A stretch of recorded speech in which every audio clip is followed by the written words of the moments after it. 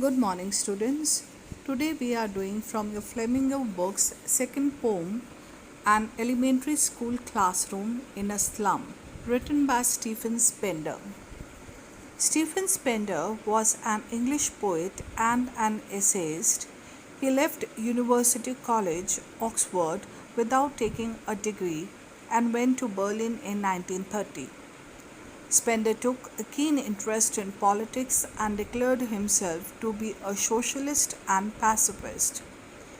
Books by Spender include Poems of Dedication, The Edge of Being, The Creative Element, The Struggle of the Modern, and an autobiography, World Within World. In an elementary school classroom in a slum, he has concentrated on themes of social injustice and class inequalities. Far, far from gusty waves, these children's faces, like rootless weeds, the hair torn round their pallor, the tall girl with her weighed down head, the paper seeming boy with rat's eyes, the stunted, unlucky eye of twisted bones, residing a father's gnarled disease, his lesson from his desk. At back of the dim class, one unnoted, sweet and young. His eyes live in a dream of squirrel's game in tree room other than this. In the first stanza, the poet talks about the disease and hunger that students face by describing the way they look.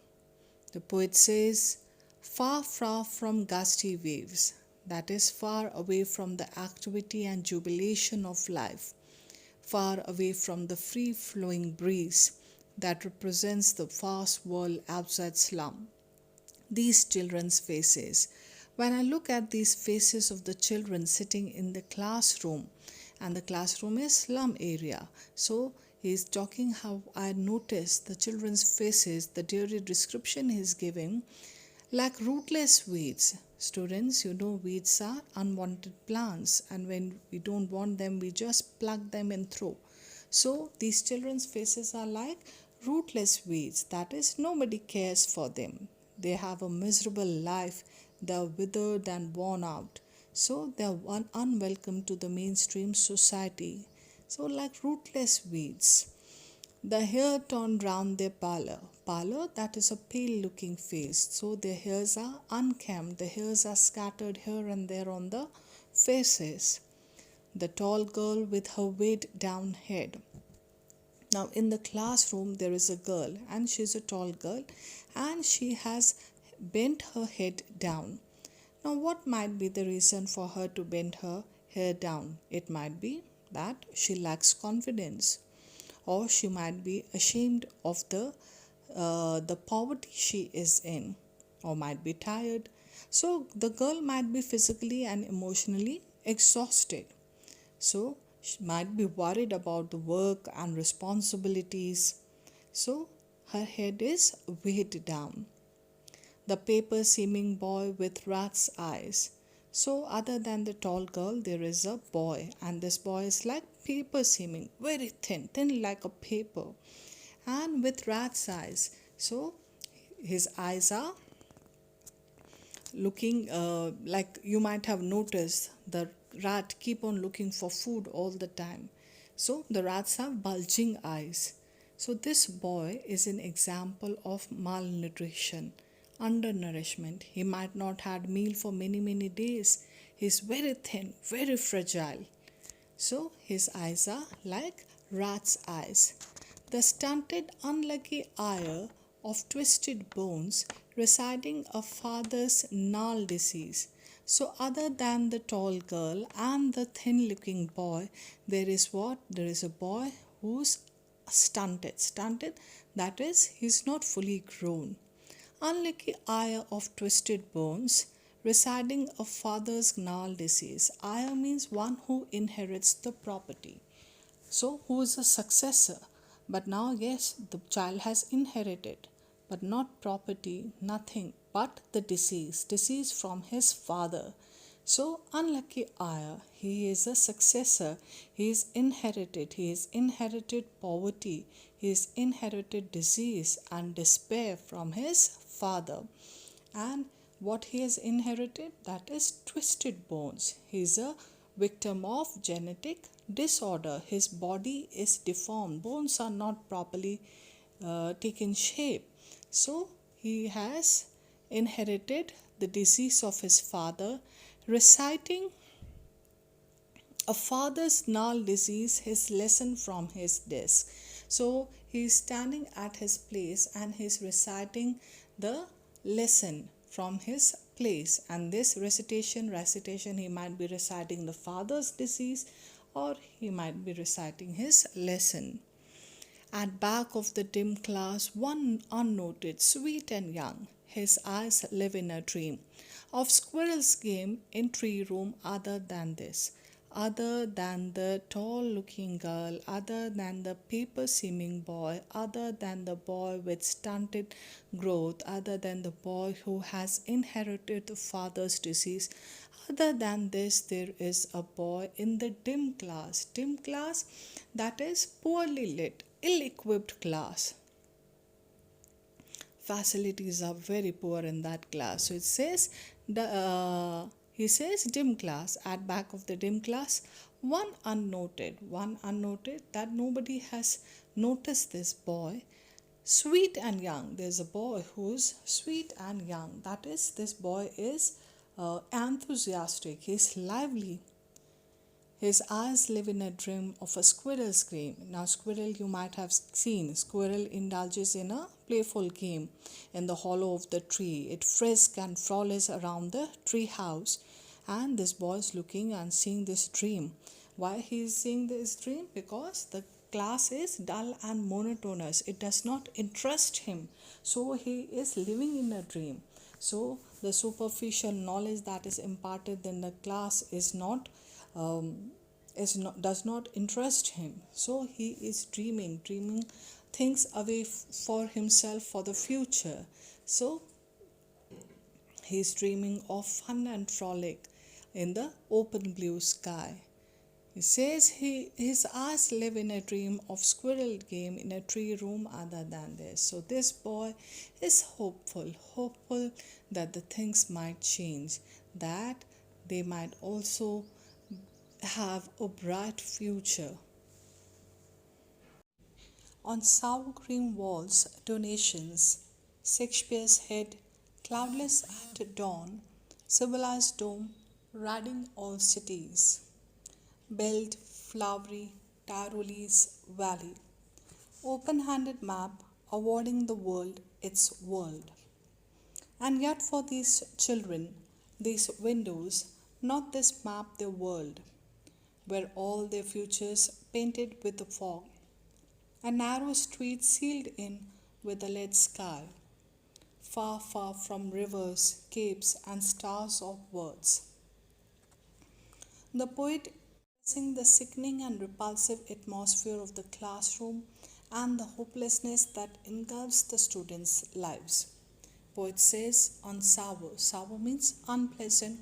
Cream is cream colored or white color. Sour cream walls. So the poet is telling us, describing us the wall of the classroom, and it is not painted. It is dirty. It is poor, and it is off-white. It is an ill-equipped environment, an unhygienic place. So he says sour cream walls, donations.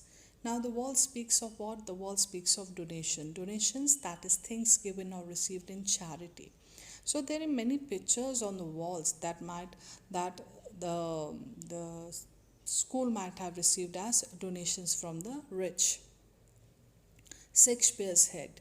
So we are talking, what picture is there? One is a portrait of Shakespeare. Shakespeare, students, you know, is a renowned literary figure, a poet, a dramatist, and he is an epitome of knowledge and education and literate world. So Shakespeare's portrait raises hope and aspirations among these students. Next picture is of cloudless at dawn, civilized dome. cloudless at dawn, that is clear, pollution-free sky of world in nature's lab. Civilized dome, that is concrete structures of city.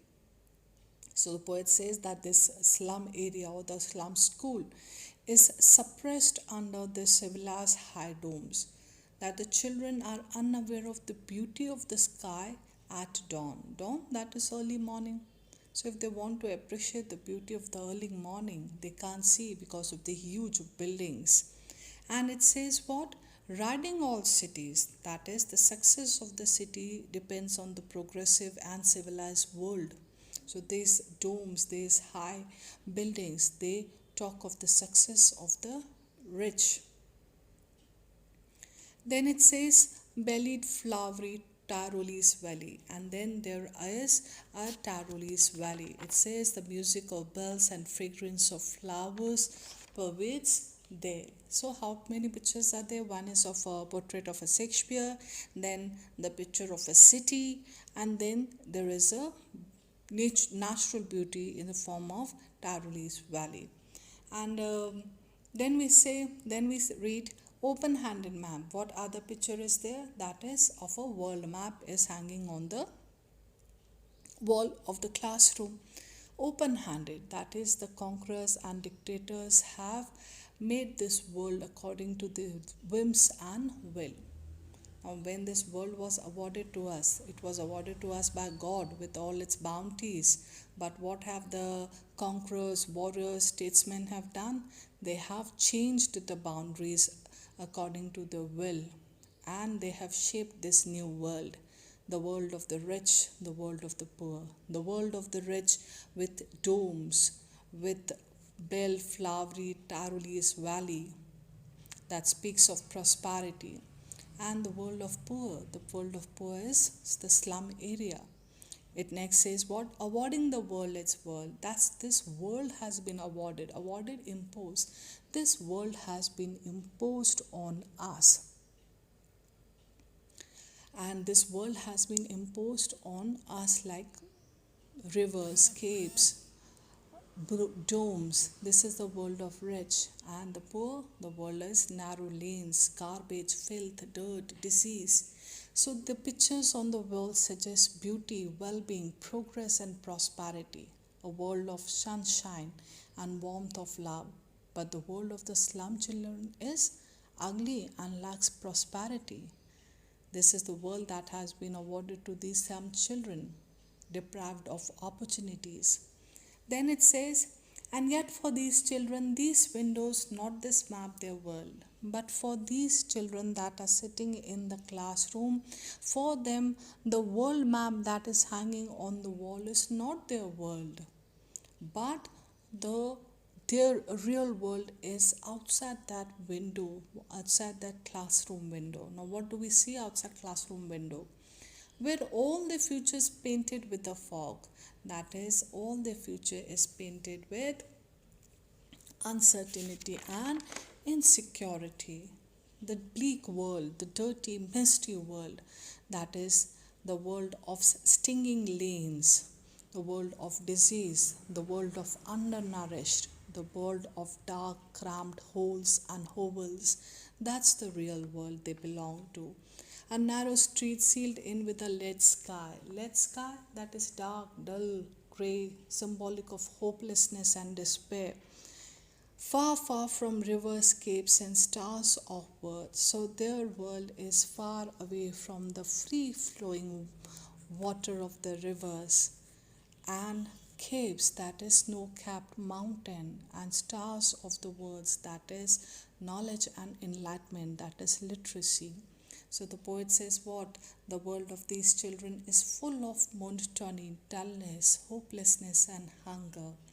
And they should be provided opportunities to experience the joy and beauty of the world.